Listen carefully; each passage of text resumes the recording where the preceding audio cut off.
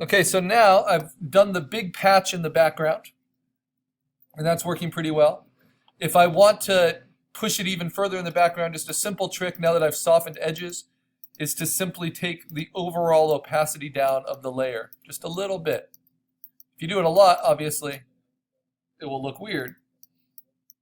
But if I leave it about 70, 80%, that will integrate better with everything around it, especially if I have those soft edge transitions, than if I have it at 100%.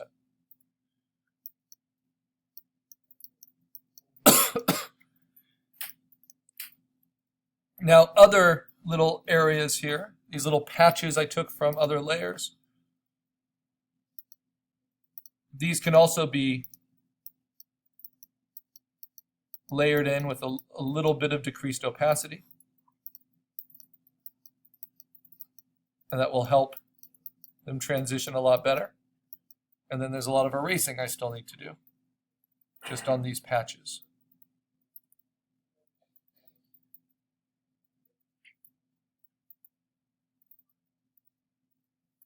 Soft edge, but 100%.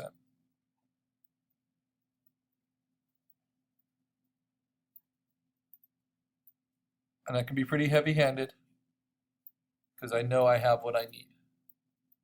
And I just want a little hint of this ice coming through. And I can always use the clone stamp too, if I want just little hints of that ice coming through.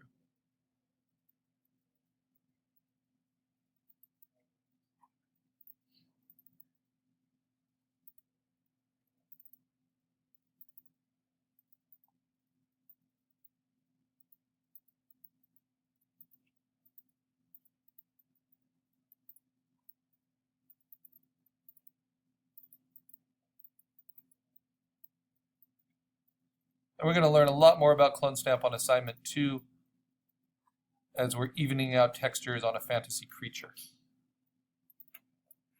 Here it's just a patching tool.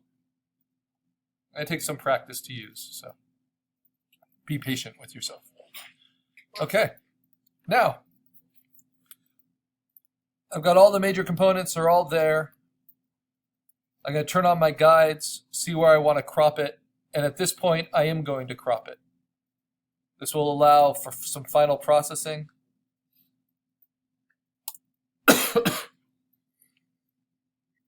And will really save on my memory. Now that I'm not moving big pieces around. I can use Command semicolon to turn off my guides, and now I can be really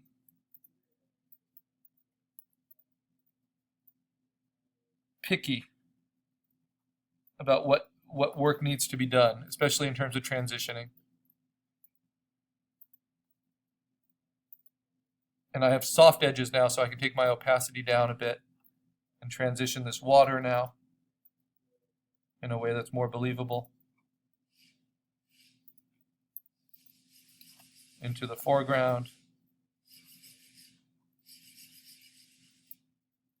But I can only go as far as I have nice overlap.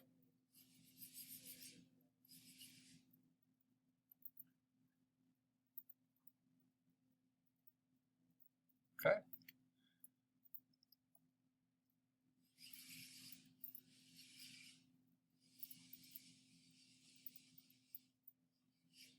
So weird. This is all actually the same layer, but it looks so different. So this is an area where this source material is kind of out of color.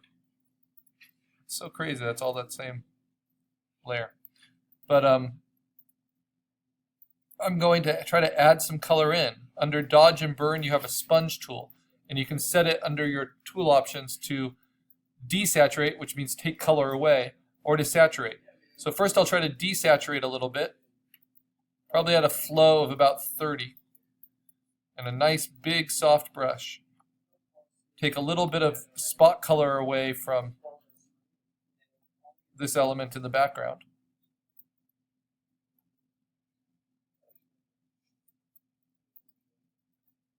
And now I can actually saturate and try to get some of the saturation back so it doesn't look so dead in the foreground here with this other ice and these other things. That's helping. It's not quite the right color, so then I'm going to go to Image Adjustment, Color Balance, and try to shift those midtones. There we go. A little bit more to the cyan and the blue, maybe even a little bit of green to get rid of those purples and reds, especially in the shadows.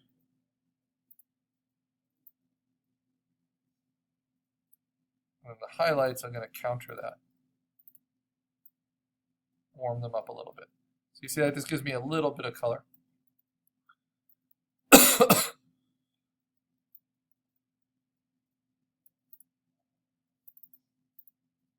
My shells are not exactly what I want yet. So let me take those down a bit. Get rid of the ones that are too much of a focal point.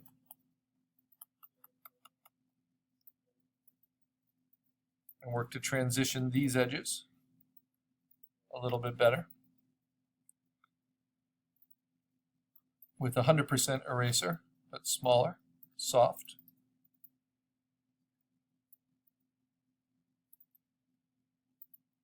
And maybe because I'm in the foreground, maybe not so soft.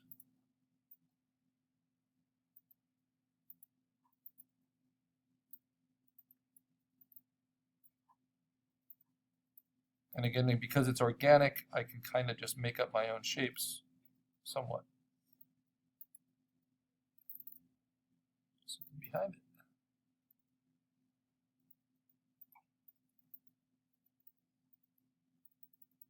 Now I'm still doing this by hand instead of using the lasso, because the lasso would be ultimately sharp, not soft at all.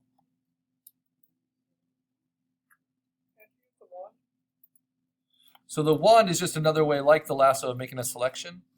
And then I could feather it evenly, but I want the control of just, what am I on? I'm on a hardness of 55. And so it allows me, using the tablet, to treat all of these little areas just slightly differently as they're needed. Okay, then there's this layer. A nice trick, if you have auto select layer on, if you just hit Command on any tool, it will turn to the move tool, so you can click and select that layer. So I want to soften that back. Turn my shells back on. Excuse me.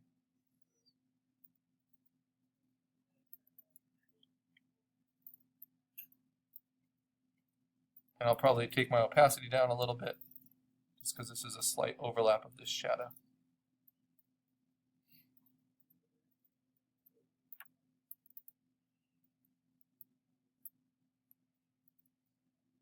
Okay.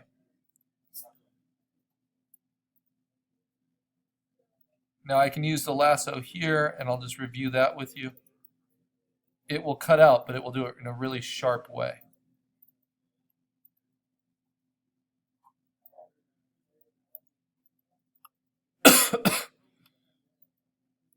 And then I might need to take that layer and warp it a little bit to cover up that patch.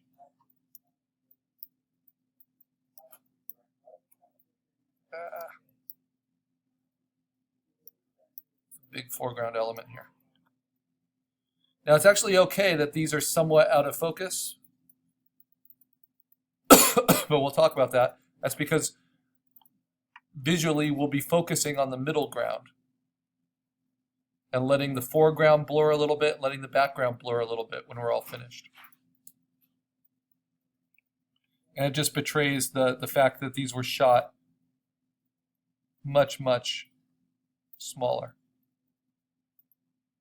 You know, indoors with macro settings probably. And so you get that strange focal shift in these photos.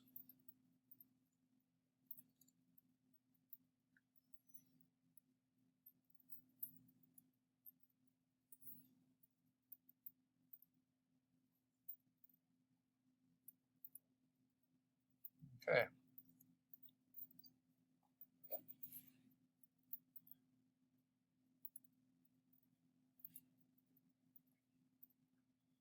So now I'm going to go to 100% opacity, a little bit smaller, a little bit softer. Now I'm doing my final cleaning up. And then I'll be able to do some overall things that will affect all of the layers and kind of glaze things together. In painting, glazing is when you take one color and you thin it out so it's partially transparent, and then you put it over everything. Let's say you glaze with yellow over a landscape. And what that does is it makes all the colors have a little bit of that yellow in them. And because they all have that same yellow, they start to kind of work together a little bit more. They'll feel more united in the same family. And that's what we want to do with this and with these textures we're using and this depth we're using. Want to find ways to unite just the slight variations we have in color and texture and even focus. Let's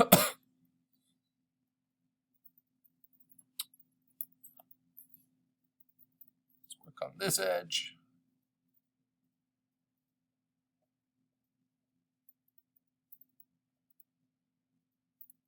Now the sharp or the soft edge works really well in atmosphere, but on things like this where it's hard material, like ice, I'm using the inside instead of the outside of my circle to get that kind of sharp edge that you would expect from ice.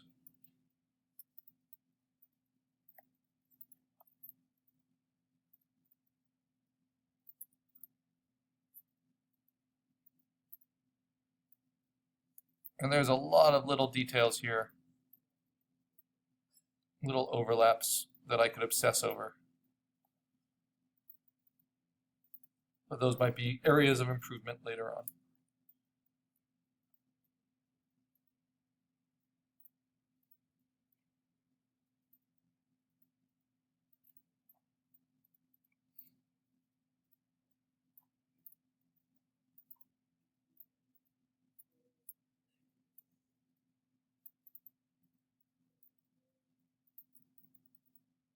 Just want to hit anything that looks really awkward.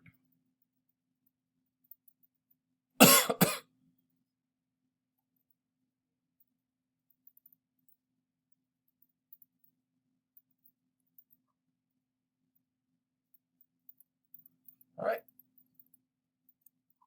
So from a distance, at least, that works pretty well.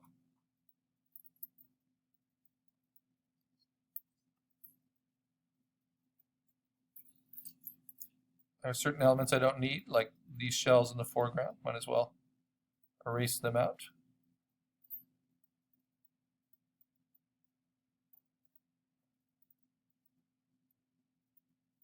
That's why it's good to have lots of overlap.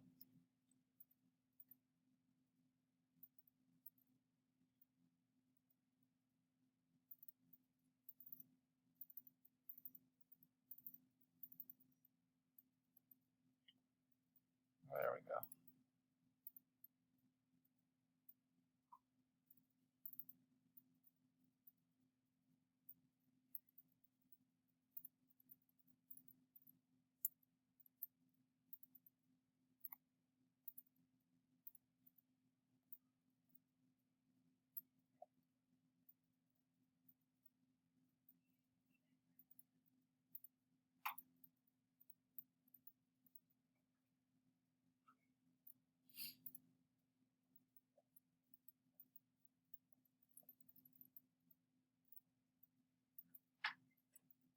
All right.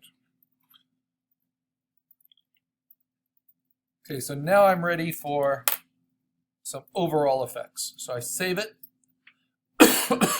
How do you know when you're ready? Well, this is passable. It just feels like everything's been kind of cut out and placed. Everything's fairly sharp, except where I needed to blend it. A little things are a little too heavy-handed, like this background mist here. Check that layer quick. Yeah, I could probably go in and